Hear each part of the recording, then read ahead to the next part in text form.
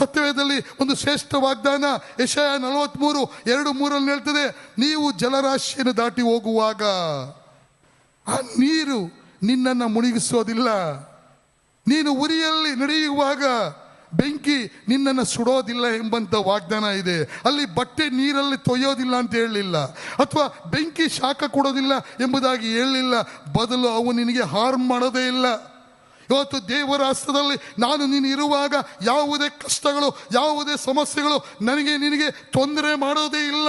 ಬದಲು ದೇವರ ವಾಗ್ದಾನ ರೋಮಾಪುರ 8:28, ಇದಲ್ಲದೆ ದೇವರ ಸಂಕಲ್ಪದ ಮೇರೆಗೆ ಕರೆಯಲ್ಪಟ್ಟು ಆತನನ್ನು ಪ್ರೀತಿಸುವ ಹಿತಕ್ಕಾಗಿ ಎಲ್ಲ ಕಾರ್ಯಗಳು ಅನುಕೂಲವಾಗ್ತದೆ. ಇವತ್ತು ಒಂದು ವೇಳೆ ನಿಮ್ಮ ಜೀವನದಲ್ಲಿ ಅನೇಕರು ಹರ್ಟ್ ಮಾಡಿರ್ಬೋದು ಪ್ರಿಯರೇ, ನಿಮ್ಮ ಕಣ್ಣೀರನ್ನ ನಿಮ್ಮಿಂದ ಕಣ್ಣೀರು ತಗ್ಸಿರ್ಬೋದು. ಆದರೆ ದೇವರ ವಾಕ್ಯ ಹೇಳ್ತದೆ, ನೀವು 56ನೇ ಕೀರ್ತನೆ 8ನೇ ವಚನದಲ್ಲಿ, ನಿನ್ನ ಕಣ್ಣೀರು ನನ್ನ ಬುದ್ದಲಿಯಲ್ಲಿ ಬಾಟ್ಲಿನಲ್ಲಿದೆ ಎಂಬುದಾಗಿ ಹೇಳ್ತೇನೆ, ಮತ್ತು ಅದರ ವಿಷಯ ನನ್ನ ಪುಸ್ತಕದಲ್ಲಿ ಬರೆಸಿದ್ದೇನೆ ಎಂಬುದಾಗಿ. ಇವತ್ತು ನೀವು ಎಷ್ಟು ಕಣ್ಣೀರು ಸುರಿಸಿದ್ದೀರಾ ನಿಮಗೆ ಗೊತ್ತಿಲ್ಲ, ಆದರೆ ದೇವರಿಗೆ ಗೊತ್ತಿದೆ ಪ್ರಿಯರೇ. ಆದರೆ ನೀವು ಅವರಿಗೆ ಮುಯಿ ತೀರ್ಸಕ್ಕೆ ಹೋಗ್ಬಿಡಿ. ಸತ್ಯವೇದ ಹೇಳ್ತದೆ ರೋಮಾಪುರ 12:19 ಮುಯಿಗೆ ಮುಯಿ ತೀರಿಸುವುದು ಅದು ನನ್ನ ಕೆಲಸ. ದೇವರು ಜಸ್ಟಿಸ್ ಕೊಡ್ತಾನೆ.